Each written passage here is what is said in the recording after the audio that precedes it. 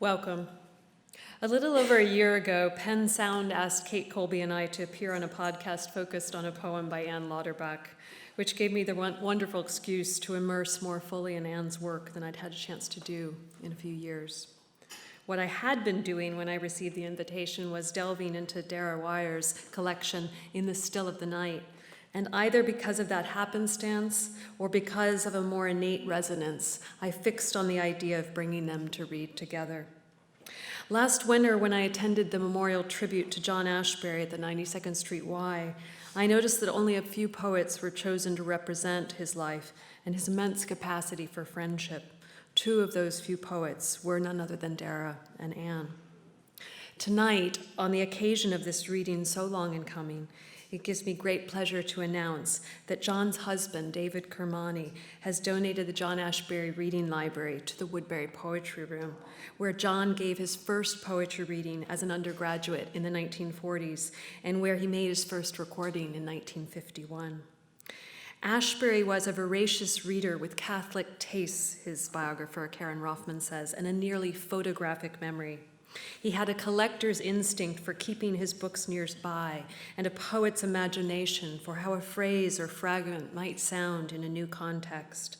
To scholars and readers of Ashbery and late 20th century poetics, the value of keeping these books together, as he did, and near his manuscripts and correspondence, which will be housed by Houghton, as he also did, will be revelatory. Tonight, I think John would get a kick out of letting those revelations begin with a reading by two authors whose presence he so valued and whose books he kept always nearby. As I began to prep the books from his Chelsea apartment for cataloging, I happened upon these bookmarked volumes. And I thought it might be meaningful to have Dara and Ann read from them this evening and to complete what Robert Duncan has called the circulation of the song. Here to introduce them more fully is Kate Colby, last year's recipient of the Woodbury Poetry Room Creative Writing Fellowship and the author of 7 collections of poems, most recently The Arrangements, which she'll be reading from at this very podium this time next week with Anselm Berrigan. So please welcome Kate Colby.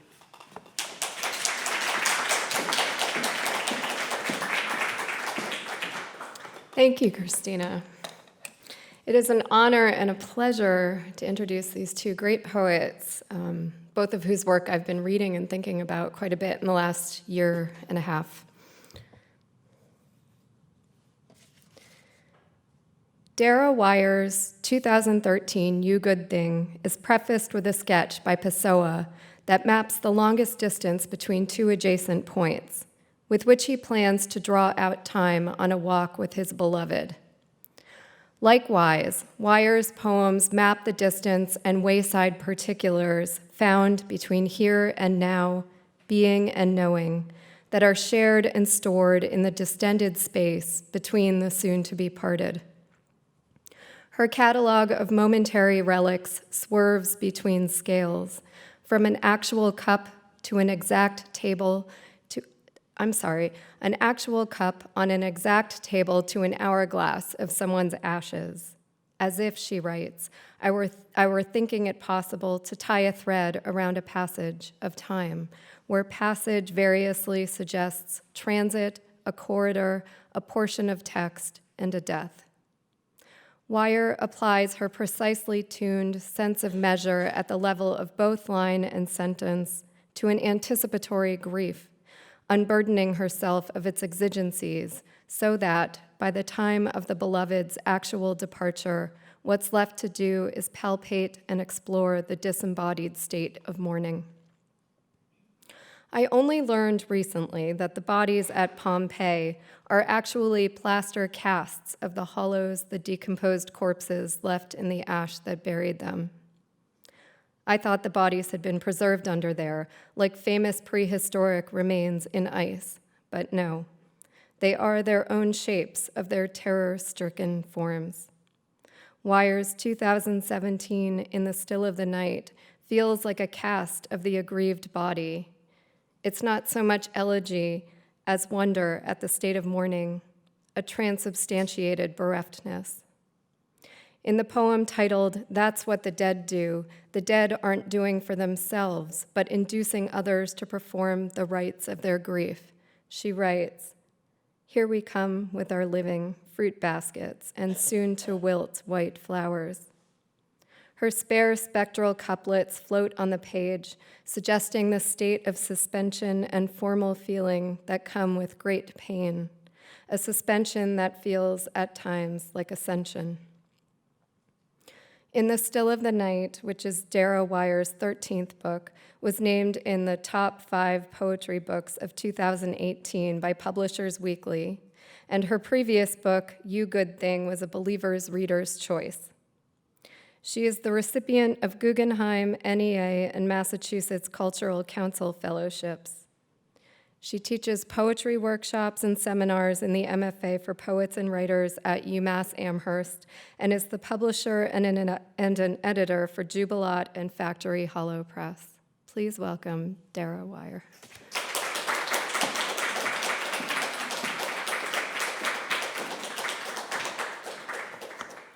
Thank you all for being here, and thank you, Christina, for inviting us both.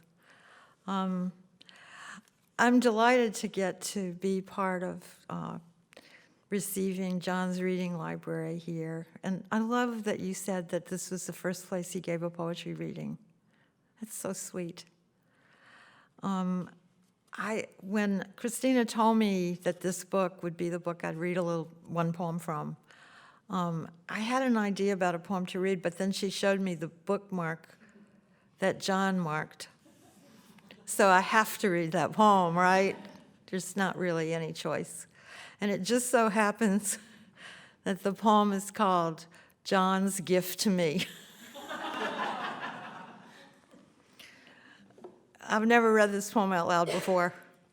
And I won't say anything. Red-bellied turtle moving from forest to lawn, leaving a faint trail in fresh and mown St. Augustine, green so green gone down along into noon, where a content child naps. Turtle with its flexible neck tunneling past all dread the future needs to love, with strong feet keeping the whole neighborhood from flying off into space, and with eyes made of dreams no one's had. Would you mind if I took it along with us from room to room? Would you mind if I give it a name, such as John? John looks down into the depths of a knot in a pine wood floor. John regards several carpenter ants. John assumes a cautionary position near a pencil plant. John's keel points straight to the heart. For a long while, John stands by a cold fireplace. I'm not the curator of reptiles. Is John a reptile? He seems more like a god or something greater than that. For what seemed an eternity, John snoozed next to a stack of newspapers. Their headlines blurred, dissolved, and went back into nameless lands. John's eyelids stayed in slow motion. Slow as molasses, John's carapace assumed extreme proportions. My love had gone away, and something monumental had to save that place. John's pity reached out to an anthropologist. All of her work, one crooked wail. I'm sorry for all of us. John ushered an old man back into a corner of an empty field so he could stand on the pitcher's mound he'd stood on as a boy. For what seemed an eternity, John stood by a telephone ringing for no one. John opened his hinged mouth to collect a few tears. Wow. Aw. Oh. So, I'm a tiny bit derailed by this, but not in any bad way, in a good way. So I think I'll start by reading one. I'm going to read one longer poem from this book, In the Still of the Night, and then a few, like maybe 3 or 4 new poems that I might say a word or two about. I try to, in my writing life, about once or twice a year, use a headline from a newspaper article as a title for a poem, just as a tiny little thing that I get myself to do. And the headline that I saw that I used for this poem that I'm going to read to you first is, the headline was "The Usual Ratio of Banality to Wonder." And I was appalled by that. I couldn't understand how that could possibly be known. But it was. So this goes like this. When someone looks back longingly, maybe in wonder, back toward their past and says, "I don't have a father. My father disappeared when I was a little girl." Or someone says something like this. Someone says, "No, I never knew my mother. She killed herself in front of me when I was 5. I feel so bad. For who? For all of us. Something direct and wordless happens in my chest, and all my strongest feelings happen in there where I can't help but understand them to be true. So then, when and if something I'm feeling gets outside of me like this, it can tend to seem superficial or shallow or insincere or some of all the ways there are over and across the spectrum of emotions we call meaningful and sincere, and suspect a little. We can't help but suspect how they look, how they might look out there, on the outside, when exposed. Sometimes someone says it's none of my business to feel what others feel. But once I'm told something that matters, monumentally, it's inevitable. I'm going to feel this, if not in my heart, right up next to my heart, where what happens on account of anything someone's told me takes hold and changes who I am. And starts up another feeling simultaneously, a strikingly obvious feeling of being alive and human. If anyone wants a poet, usually they want their poets to be saying something. If not for them, then at least apparently having them somehow or other in mind. To speak up for them, to not leave them out or just hanging there. People like love poems and poems in which we talk to the dead, because talking to the dead is something everyone does at one time or another. People like how a poem is one place, and there are many others. We believe talking to the dead might have the results we desire, inside us, for others and beyond. Some people like love poems because just about everyone's experienced how impossible it can be to have words come out of your mouth when you're at first in love. It's impossible. Being speechless is how that is and should be. When you're first in love, you shouldn't have so much to say. And so poets take up the slack and write love poem after love poem after love poem. I know, I've done it. They're my favorite kind of poem to write. I saw the phrase, "the usual ratio of banality to wonder," and it arrested my attention for the certainty it proposed. I thought immediately, really? Someone knows this? People would like to hear poems about fear, every kind of fear that's common to being human. Fear of being not good enough, or being left out in the cold, or shunned, or told to go away, you don't belong here. Or fear of being made to feel less than worthwhile, or fear of being unloved or betrayed, or of being one huge disappointment to anyone who matters, or fear of getting sick, or fear of dying, or fear of never being loved. And then for some people, fear of fear is the subject they'd like to hear poets say something about. People fear many things, and during the turn of the 20th century to the 21st, fear has practically been our national pastime. Into the land of paranoia, so that often we're made to find our minds paralyzed or numbed, or we're panic frozen by traumas that will not go away. Everyone knows that fear is the meanest control and the most effective. To lead someone to fear must be one of the most unkind and destructive things anyone of us has ever done. People want poems to say things about money and work and what it means to have more or less of those and what that does. People want to know what money means. They want poets to say something about money, even if it means the poet is going to have to be embarrassed by it. Poets are required to endure any and all embarrassments. Most poets say they don't like to talk about money, but they're always talking about money. Once you say something in words in public to strangers, there's money around. You may want to ignore it, and you can sometimes, but money isn't going away. If by money we include anything of value, we trade and barter for what we need to live. Embarrassed poets are pretty worthless to humanity. An embarrassed poet is okay for some things, but not many. Think of what poets feel obligated to include in their poems. By definition, in the land of poetry, nothing is forbidden, and that is in itself sometimes frightening and something to be feared. Sometimes people like to see a poet own up to something awful in a poem, and sometimes to see a poet accuse someone, or sometimes all of humanity, of terrible things. Things so unspeakably wretched, it's a wonder words stand, being able to contain them. Some things people say ought to be taken to the grave, and lo and behold, they too often are. It's not a joke to believe that by means of poetry's metaphorical essence, we're able to understand a little better what to do with the complexities of what we're composed.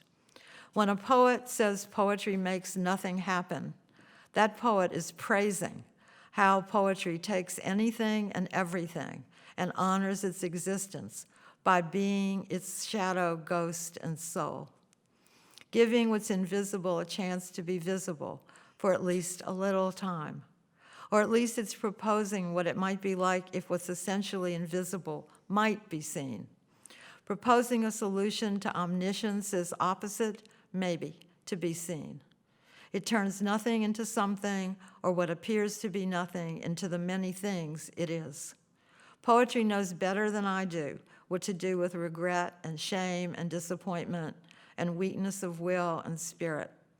Unless one's brain finds cause to be well used, what happens in any poem can feel useless or some kind of worse wasting of time. And if a poem seems to want to hold you or anyone else hostage, it turns itself into something suspect. Poetry brings everything back for us, as do other things like our brains and eyes, dance and keys, water, air, space, light, skin and bones, terrain and birds, underwater creatures, ants, salt, hooves, horns, strings, hands, hair, sleep, wind, seeds, dirt, shale.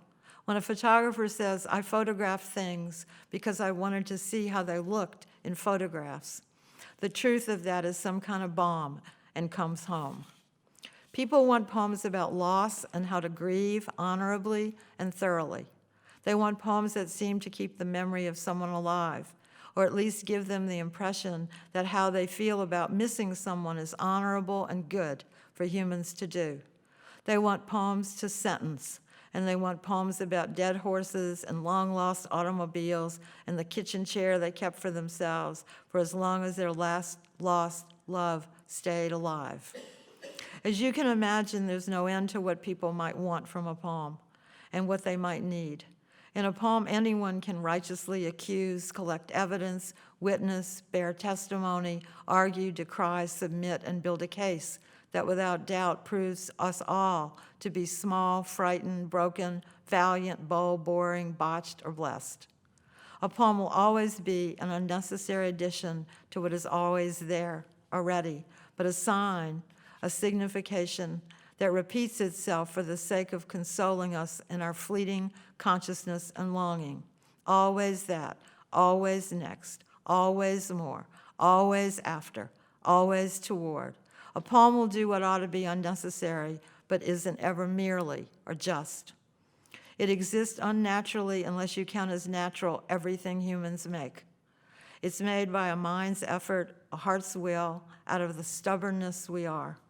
And it's important for a poet to keep in mind other ratios, the ratio of responsibility to carelessness, the ratio of love without end to patience without reward, the ratio of innocence to violence, the ratio of foolishness to dignity, of reasoning to justification, of strength to weakness, of self-preservation to greed, of willingness to destroy to forgiveness, of what's rational to what's beyond reason, of darkness to light, and how that shifts and changes through a lifetime and through the hours of a day. It's true that people like to be surprised by what they find in a poem, to find something they hadn't anticipated. And for this to be authentic, it needs to be true for the poet as well. The poet's arrivals within the poem must at least, most of the time, be authentically unintended. A reason formal shapes and conditions are so good for making poems is because in them all of our human desires to be orderly and shapely and clear and simple and repetitive and musical and word-burned can be satisfied. So the rest of the poem can go on unimpeded by what's predictable or predetermined, by what poets have heard before, or what the newspapers happen to report in their reports about recent scientific or psychological or political surveys and studies. Investigations based on one's point of view's gathering of information. The poet thinks of something you might want to hear. The poet remembers her childhood. It takes little more than calling something a poem to both elevate what's within, whatever it is, and to diminish, sometimes pitilessly, sometimes vainly, sometimes to rouse or propose the question, what's a poem? To a status more important and more significant than it is. Without this paradox, we're left behind. We might as well avoid the light of day. So, there's that. Thank you so much. And so I'm going to finish up with just a few poems that are new. And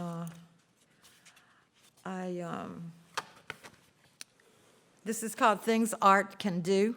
And they're all a lot shorter, so y'all can be relieved of that. Okay, Things Art Can Do, Part 1 and Part 2. This could be you. No longer who you were is what you are. Who you are could be who this is. This is how it feels, being someone elsewhere in eternity. There is something infinite about him, she said. There is something infinite. There is something definite about you, he said. There was nothing infinite about him. He was finite, like a simile. There's that. So this poem is a poem that about a month ago I woke up and had, I guess, that lucid dreaming still happening that we have sometimes. And rather than being kind of hypnagogic images, it was instead hypnagogic words. And a whole poem appeared to me, first time ever in my entire life. And so I flew downstairs to where I could write it down, and I changed 2 words in it the next day. I didn't even read it that day because I was too scared to read it. And so I'm going to read it to you now. It's called During the Time You Are Deceased. During the time you are deceased, your ability to communicate with the living will be inhibited. You will be unable to explain yourself with the same emotional urgency you once did. You will only be detectable to animals you once spent time with on a daily basis. Your attitude toward others who have not ceased to live will undergo abrupt correction. Those for whom you previously held suspicion will resolve some way or another. Any skepticism you once held will palpably lessen. Your overall assessment will soften. Your understanding of weakness will multiply. You may recognize the dawning of regrets you will wish you had admitted previously. Until you begin living again, you will have improved in all ways save one. No one will be afraid of you. No one will stroke your hair or hold your gaze. Nobody will. Okay. And this poem is called Waiting. There was nothing else she ever did, Waiting was all she had ever done. She must have been the best waiter ever since time began. Probably she was. She had to be, for she had waited from day one, that day one which was when she began waiting from. She waited for milk from her mother's nipple. She waited. There was none. She waited for the one who gave birth to her to want her around. That one never did. She waited for when the one who brought her to life to comfort her. Never. She waited for days to go by. She waited while they took her places they needed to take her when she stayed too little to not be with them. She waited while they forgot all about her. She waited for someone to say something to her. She waited to be able to move on her own from one place to another. She waited to walk on her own. She waited all day and all night long. From day one and every day after, what she did always was wait. Waiting with every bit of herself was her way of being in the world. She was waiting for letters to come, for letters to become words, and words to be with other words in ways that made sense of what had not before. To wait was what she knew how to do, and to wait was what she was always going to be doing. There could be nothing else to do but to wait forever, for forever never wanted anything but to be waited for. Forever and waiting could be one and the same, or they could be one another's necessary other. Without forever, waiting was just a bother. Without waiting forever was not what it was. Without waiting forever could have no previousness to it. While she waited was her way of being alive. She could wait as long as anything ever took to be waited for. She could wait for what never wanted waiting to happen on account of it. When she waited, she did it so slowly, almost no one could see that she was waiting, or that what she was waiting for was waiting. When she waited, there was nothing else she was really doing except waiting. When someone was going to die, she waited for it to happen. To wait when no one was looking was so simple as to be less than satisfying. Maybe her best waiting was when someone else was watching. Then what was being waited for and waiting could not be noticed. When she waited best, everything, all things around her waited too. They were all waiting together then. They waited together with no desire to ever end their endless waiting. When someone waited to kiss her, her waiting for the kiss to come was the kiss. Thank you all so much. Thank you. So I'm going to leave this book here.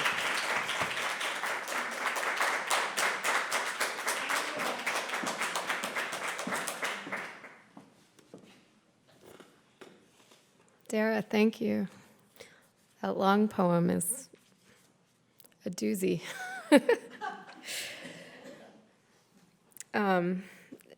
As Christina mentioned, last year she and I recorded a Pen Sound podcast about Ann Lauterbach next door at the Woodbury. And I haven't yet had the courage to listen to that recording because I was awed and overwhelmed by Lauterbach's metaphysical rigor, which made me splutter. Metaphysics is not enjoying a moment, which makes sense the way things are going, but the whole world at full scale and the complete experience of being in it feels like just what to reach for at this terrifying juncture. Lauterbach's poems evince an achronic state of pure relativity, a world not so much fantastical as buzzing with its own actual non-hierarchical potential. In the first poem of her 2003 book, Under the Sign, Lauterbach presents the poet's struggle to decide when and whether she ought to let the detritus and infrastructure of thought and composition into either or both the frame and the painting she's making at the very same time. She asks, was I meant to consult this tissue of meaningless harbingers? Then issues what is equally reassurance and warning to reader and herself, quote, make no mistake, behind a curtain, a continuum. Throughout the poem, as throughout her poetry, elements and circumstances circle and insinuate until frame, painting, chance, and purpose become nearly meaningless distinctions in the maximally activated space of the poem. In her long poem, Alice in the Wasteland, from 2009's Or to Begin Again, Alice's semantic quandaries and naive savant conundrums build shaky bridges between naming and knowing, making the mouth, quote, the path from everywhere to nowhere. Phenomenology is also not having a moment. But up to our ears as we are with what is, we forget that a good bit of it is still merely what it seems, a product of perception, which right now feels too crowded to find a room to reflect on itself. Lauterbach's poems are that room and make that room, holding it open, while in the next room, the bourgeoisie, quote, copies out the printed day. Ann Lauterbach's 10th collection of poems, Spell, has just arrived from Penguin. Her 2009 book, Or to Begin Again, was nominated for a National Book Award. Her essays were collected in 2005's The Night Sky, Writings on the Poetics of Experience, and Omnidon has published 2 chapbooks, The Given and the Chosen in 2011, and St. Petersburg Notebook in 2014. Lauterbach has collaborated with a number of visual artists, including Lucio Pazzi, Joe Brainerd, Ann Hamilton, and Richard Kraft, and she's written recent catalog essays on the work of Chaney Thompson, Taylor Davis, and Johanna Tedke. Lauterbach is the recipient of Guggenheim and Ingram Merrill grants and a 1993 MacArthur Fellowship. She was a core visiting critic in sculpture at Yale University for several years and is currently Schwab Professor of Languages and Literature and co-chair of writing in the MFA program at Bard College. A native of New York City, she lives in Germantown, New York. Please welcome Ann Lauterbach.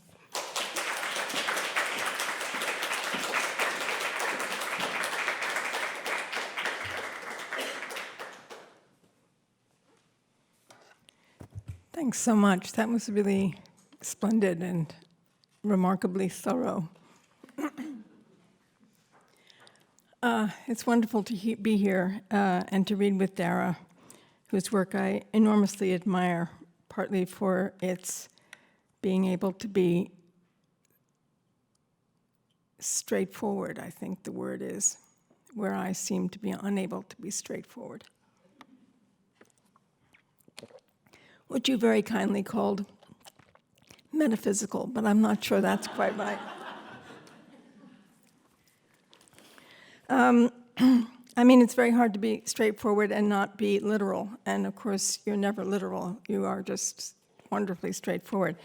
Okay, so the book that was found is my selected poems, if in time, and his bookmark is at the very end. I don't know what that means. But what's interesting and problematical about this book is that I somehow decided that, unlike all other selected poems, I would go from the present to the past, because the past is far away and the present is in the foreground. It was this whole really ridiculous thing. So this little it's Jury's Washington Hotel, it says. So I don't know, it's so interesting. It's at the very end. So it's basically at the very beginning, his bookmark. And there are 2 poems, and I don't know which one to choose. I guess I'll choose one called Second Descent, 1975. The other one's called Quotations from Reality. I think I'll read Quotations from Reality. It's going to be a long evening. Perhaps none of us ever believed contemplating the acute world would rescue us from it. Between frequency and absence, a world is missing in action, although one is still friends with the bride. Lying in bed, he proposes a new form of separation, and she accepts, feeling already radiant.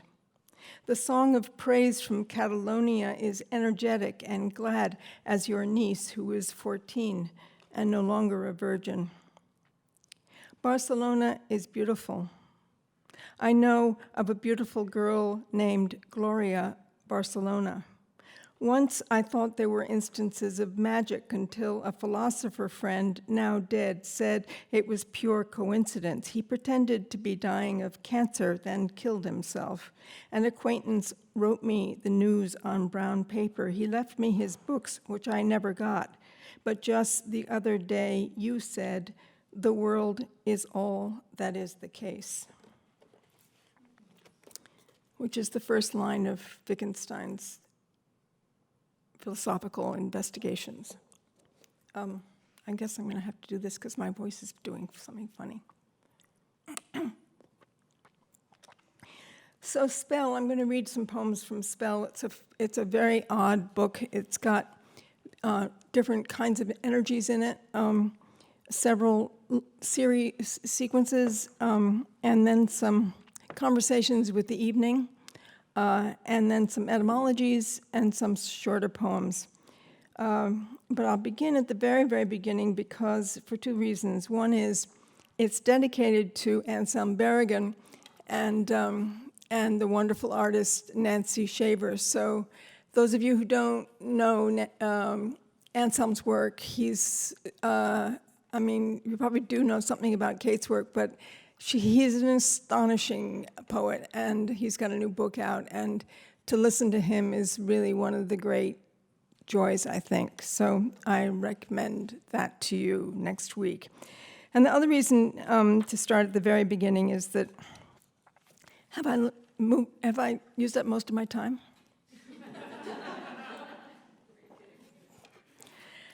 I had a very, very difficult time with this book in many, many ways. I think I've been in a very particular kind of grief for John.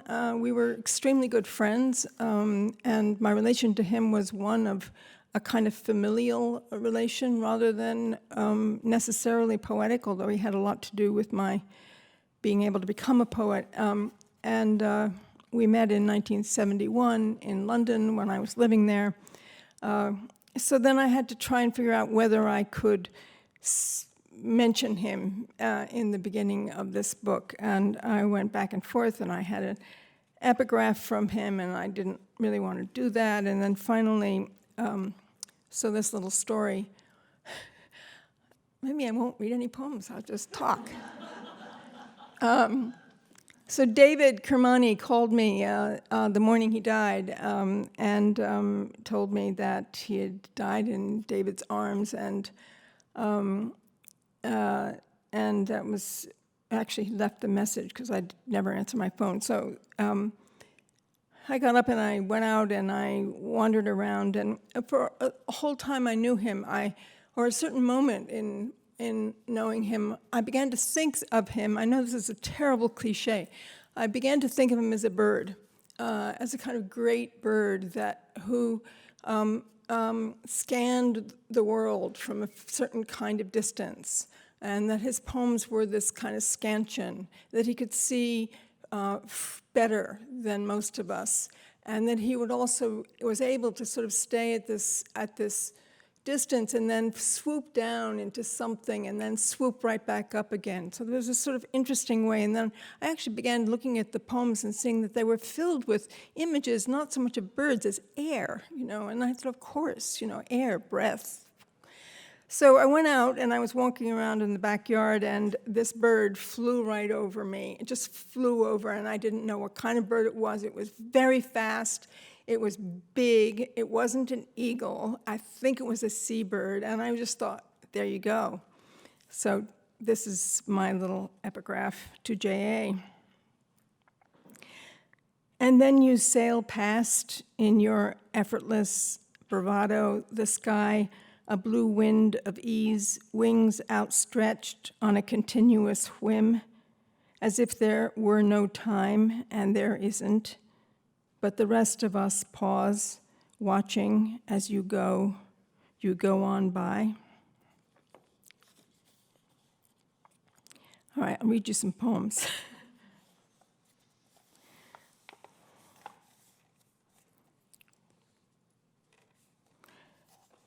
This book is infuriatingly bleak because I seem to be quite porous to the world we're in, despite my metaphysics. Of this, and so traverses, gun in hand, the creek. We on the other side wait dreamily as for a wave. The head of the tree is heavy. The pears are not ripe. I do not dare look up, seeing as the day has splurged against my face, and you are on the other side where the grid breaks into tiny oracular tiles, wafer thin, distorted. The huge sound is mechanical, not expressionistic, things into other things exploding. The serial furthers. Were you wearing a sombrero or just a hood to keep hot cords from your skin? Serial, as in many tunes, many kills, weeping additions and accumulating dry remainders, the cost of endurance.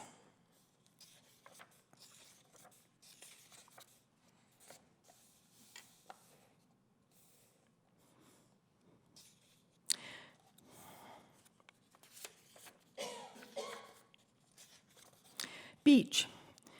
But these affiliations made further wounds in the bodies. Our sentences were vital but insufficient, our weapons dull. But these, forget that poem. This is a conversation with the evening. It's in prose. Maybe I'll find my voice. I don't know why my voice is doing this.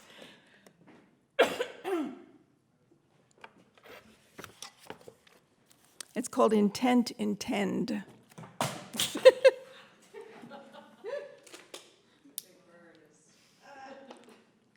Okay, Ann, get it together here soon. Evening. I am not unreliable on purpose. I make few promises. My intentions are meant to stick to their resulting actions, but the temporal glue sometimes doesn't hold. I am frequently late, not by much, but by enough to be noticed. And yet I often know the time without looking at a clock. Sometimes I wonder if I simply erase time travel, discount it from my calculations, the mind anticipating goes ahead of the body. None of the clocks in my life is exactly correct, which creates a kind of temporal wobble, as if one could make time more indefinite and capacious. But these variations in clock time are not what make me late. I do make promises to myself. I will do what I say and say what I will do, and there will be no gaps, no little jittery tears in the intentional fabric. Yet I seem to have an ability to unintend, to keep my intentions slightly hidden, even from myself, as if housed in a larger mental space than the narrow one that is volitional, purposeful, directly causal. This suspension is a kind of trust, or perhaps a desire for more than one subject to find its way to its object, a kind of spatial pivot or gyration, complicating the reductive linearity of clock time. Deadlines of all kinds frighten me. I can understand that. Could you say more about this pivoting, gyrating time? I can try. I think it's related to art making. I have said elsewhere that I believe art is how humans have found a way to make objects that serve to introduce each other, one person to another unknown person. And this motion from known, me, myself, to unknown, you, yourself, is free of fear. I made this. You see, read, hear it. You begin to know something about the I that made this, and along with this knowledge, perhaps a kind of affinity is awakened, not for the I exactly, but for the object that the I has made. This affinity is a form of desire, an arousal of admiration and curiosity. How did she make that? We are baffled, maybe, but we are not afraid. And as we come to know the work, we are changed. Our sense of our world is altered. Okay, I think I follow this. Something about how artworks transfer or translate from person to person. Yes, that's about right. A work of art negotiates two subjectivities across spatial temporal gaps. The first gap occurs in the actual making of the work, in a room, a studio, over perhaps many days, weeks, years, false starts, revisions, erasures, pauses. During this process, time blurs and opens into a manifold in which the relation of purpose to result is suspended across multiple mental and physical acts. This, not this. Each decision anticipates or conjures the next in an agile, incomplete syntax. The artist loses the track of time. Time is simultaneously condensed and expanded into the making of the work. And in this duration, Bergson's La Durée, the artist's intent converts into her interpretation. She forms her way of seeing or knowing her world. And the viewer, the reader, obviously is not present for these initial encounters between artist and materials, but the work, when complete, somehow contains them, each minute choice and decision, each change. Right, and eventually the thing is made, realized, and makes its way, a second temporal gap, into a more public place, a book, say, or a gallery. Travel time, what you don't seem to remember to include in your estimations. From what you are saying, this is a different kind of time than in the actual making of the work, which seems to be within the gyrating and pivoting you were speaking about, where disparate energies collide. Well, I'm not so sure I would call it a collision, more like simultaneity within a continuum. Whoa, you're losing me. I'm getting very cloudy. Can you say something more straightforward about this process? Okay, we encounter the work of art as the relation that forms between a person, her chosen material, and her world. That is the basic triangle. What is given becomes chosen. That is what form is. Form is the witness and result of intention.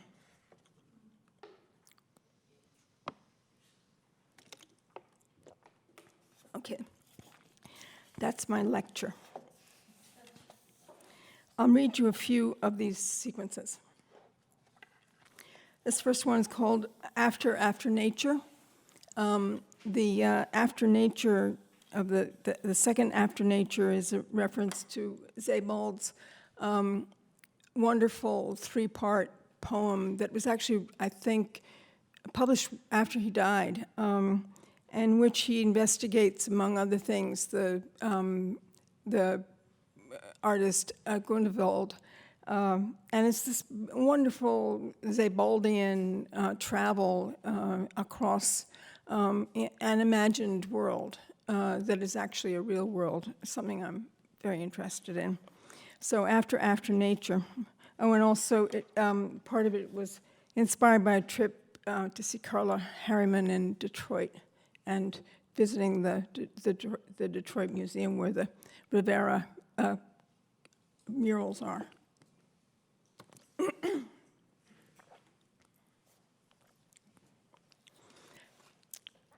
The unsaid strafes its enclosure. I'm in a store, a storage, among forgettings that anchor them. The pasture is all snow, and its perceptions drain the day outward onto a disheveled, reckless halo unspun from a saint's hair, as if scribbled. The withheld stares back onto its insolent intention, a girl in the bridal threshold of a museum, her white shoulders readied for sculpture and for the thin fingers of her groom.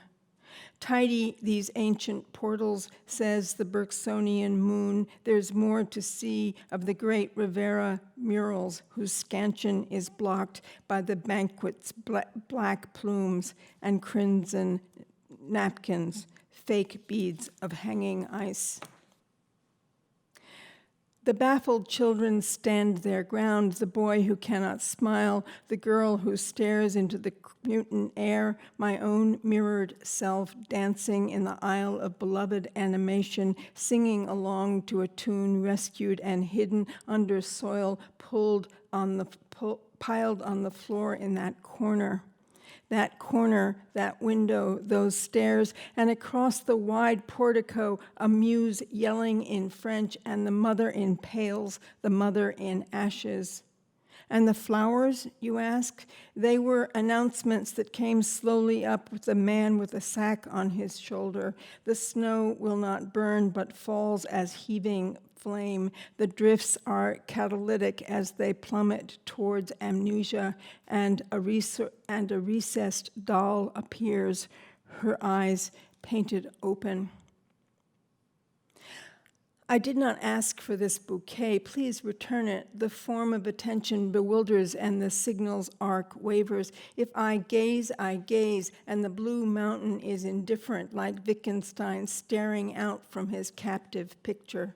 Some beauties are left unobserved, some dues are best unpaid, and if Sebald once retrieved Grunewald's journey, exposing the throat and often turning the face toward a blinding light, then let us be amazed and wander up a hill and turn to see the bereft tribe following Moses out of Egypt, tracing the uncertain path into a tent onto which only a vein fastened with string remains.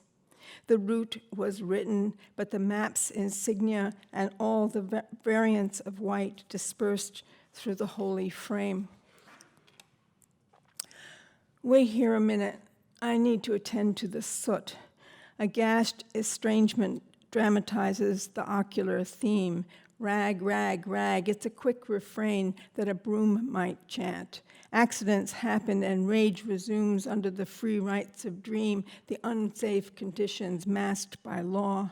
The scene melts into its recursive harm, the tent blown up by a young man in the film of the young man in the film. The black boy is shot and shot and shot. Which war are we after? And home he came, smelling of sandalwood and silk, the scent of beautiful strangers, the yoked extravagance, the carnal scene, fire and ice, her crimson lips stamped on the rim of a glass. Take them back. The apparition thwarts declension for the sake of an image. We settle for stone, even as it attracts disaster just at the welcoming hour. Now the exposed branches have turned yellow, their threads crawling out from the scripted scene. Arendt talks about metaphor enthusiastically. She honors the sign of what she calls invisibles, that which will never attach itself to thingness.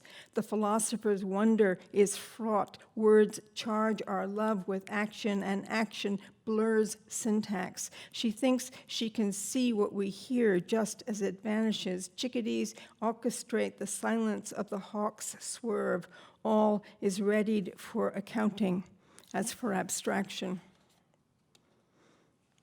I liked it better elsewhere. In the drafty aftermath, along the dark hall or sitting on the porch before the fly awoke from its winter nap. Up it crawls on the glacial window. If I say, Cardinal, do you see red? Grace is legible. We collect variously accordingly in the zone allotted. So a democratic yield might fashion our taste for an old sword or a ripe fruit or the red panoply of Matisse. Art moves among us and elicits the daring collective. Marvelous and outward we go toward the plight to heal what has no mercy, incorporated as sorrow or bliss, sold separately to those who come to witness. Abstraction is invisible. It pours through the sockets of the hours, and the broken debris flows out to sea, a flood of names, old particulars, what never was translated. Some drafts on paper erode the banks, and the banks rise up into the empty horizon like nameless cartoon giants. Be not afraid. These 5s, these 10s, these papered numbers, watch them change hands and bring forth shiny gifts. Dip the oak leaf in gold. Dip the screen into the rushing waters. The days will end with or without portraits. The days will end. Rag, rag.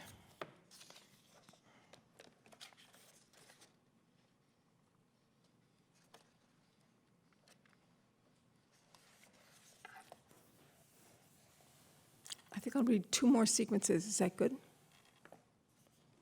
I was going to read lots more, but I think I'm out of time already.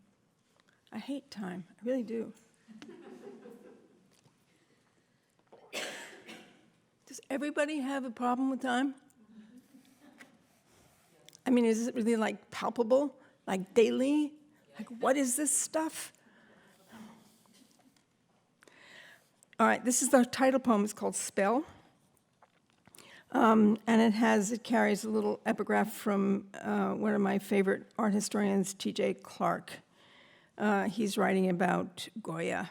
And he says, we know, again from the experts, that Jovellanos, when Goya painted his portrait, had just been appointed the king's minister of grace and justice.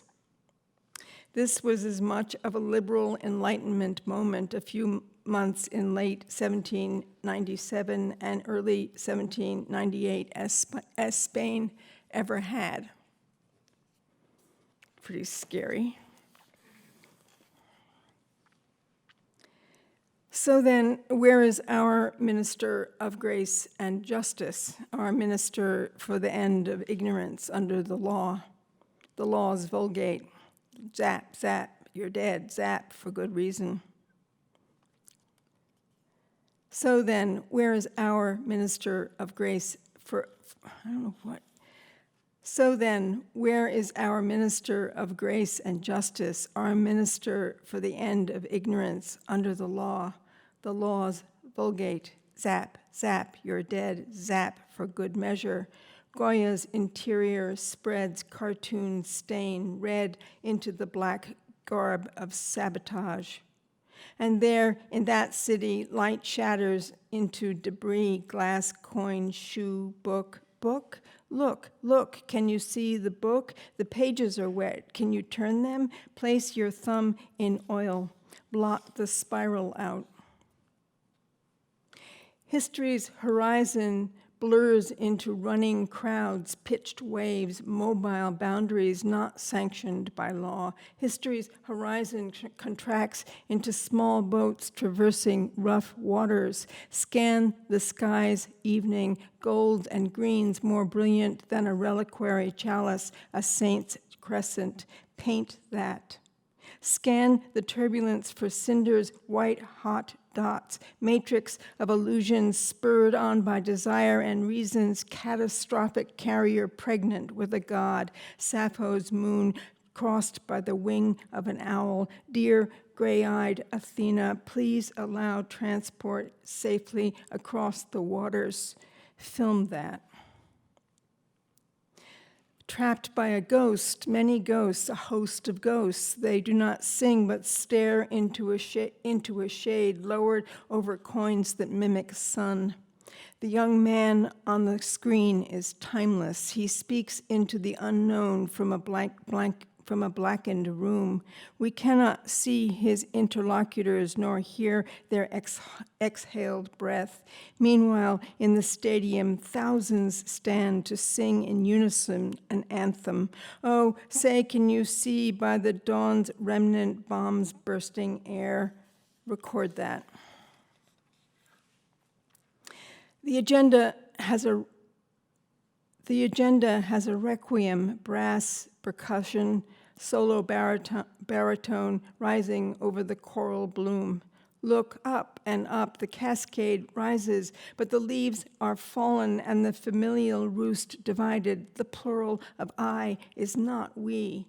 And in the not we flee into the hedge while the machines routine their killer noise. Let's improvise a story. Let's begin with a journey out onto paths, into meadows, glades, forests, brackish ponds, scented lilies on ponds, bees. Let's end with a prayer for the bees. Or these words, cyber, black, blessings to spell forth gifts. Good luck with that, and with picking shards from the pavement oil, pilgrim or migrant or exile traversing the calendar's stage with spidery precision. Speak into the megaphone, cyber, black. Now join the ensemble as it wanders for what it was taught by a preacher, a cop, saved from the whispering echo. I want, I want. How to quantify a rupture. Sit in its midst like a bad child in mud, discipline and punish. Good luck with that. That's a definite Freudian slip. How to quantify a rupture. Sit in its midst like a bad child in mud, discipline and punish. Good luck with that. The global ruse is insupportable by the local client. She wants the garden stone lowered so her child can reach parsley, sage, rosemary, and thyme lyrics from the melting pot. Let's poll the pot and see how it intends to vote. Zap. Let's take a bite from the apple, whim over the doorframe, tears in the sink. Lady natters on about intimacy. She's a bore, but she's cornered the market on intimacy. She tells us we need to speak face to face into the ensemble of relations that faces are. She warns against the mirror at our fingertips. Are you tired of these homilies, these warnings, these studies that say we have lost touch? We know we have lost touch. We know we are the remnant organs of a bodiless hum. So an unnamed subject bequeaths golds, greens, all its auras into our show. Don't look now. Turn away as the hero walks across a bridge with his murderer mistress. He walks with a side-to-side motion, his great shoulders tipping. The water below carries his coat on sorrow's bloodied current. It's an affecting image of the unendurable endurance of duration, phenomenal and cruel. The thing disintegrates or melts like paper in a flood, becoming illegible as it falls over the embankment. The hero, Luther, is named for the hero, Luther. Pick a card, any card. What did you get, a 9, a queen, which? One with black spades or one with red hearts? Place your bets. Let's get a slice of pizza. Let's pick up some eggs, some chard. Let's go down to the river and watch the sunset. Let's hope for the best.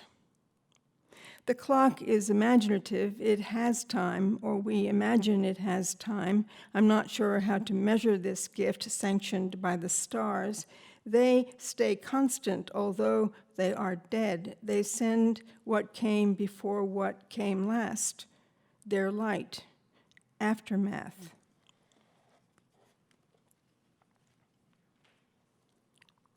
Is it okay for one more?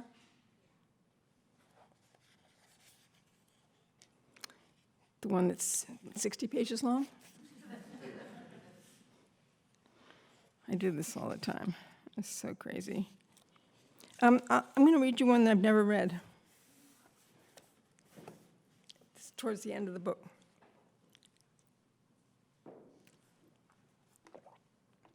It's called Thread, and it's actually dedicated to the wonderful artist Ann Hamilton, who some of you must know works with threads a lot. And in the second section, there are titles of books that kind of just float in, and you're not required to in any way know them or know that they are titles of books, but they are in italics. Okay, we'll give this a try. Spool of dark green thread rolls slowly backward onto a daisy field, not found unwinding downhill, most narrow path, term of the unmended, darker than grass, fabricated the pit of a plum, damp, headless rabbit, tune-stripped air, some murderous repeat pre-selects the abrasive, and now all implication swelters diaristically, oh, my small lord. Please provide an alabaster form to ruse the system, ambient, docile, among contractions. Also, I am an integer of false claims, as if that drawing were by my own hand. So speaketh away from adulation its syntactical shape already fate's tightened knot. How the machine hates an anomaly, how it abuses imperfection. Meanwhile, confidence swells across the aperture of singularity, whose mode is infinite starlight, and her own pleasures, dreams swept up into a ladder, climbing toward the voice you may have known.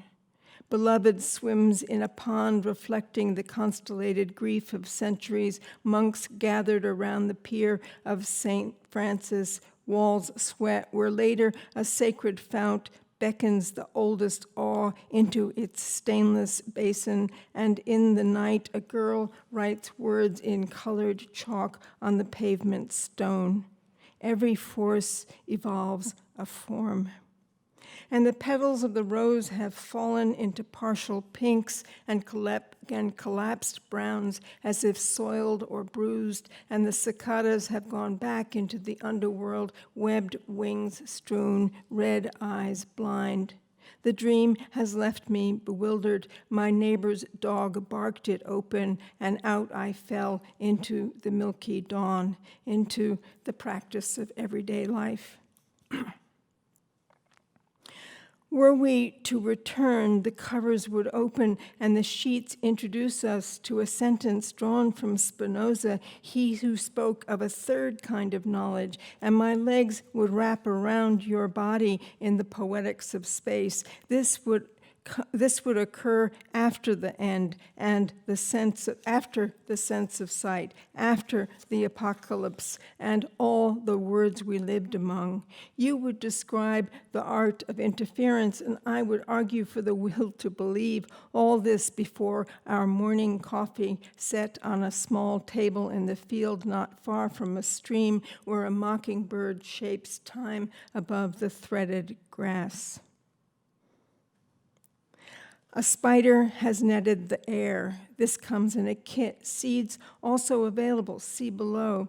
Blissed out on the sea's dragnet, war fires extinguished, and so candles lit for the drowned, many, but not all accounted. The arch has collapsed, singers departed. Thread pulls at the flat horizon, agitating the hour. The salty cauldron of the Nile rubs into our wounds, crusty palimpsest of the profile freeze. Go out from the city, find a path to install on the wall where the sun, ever full, distributes plenitude and its agents grace, levity, and chance.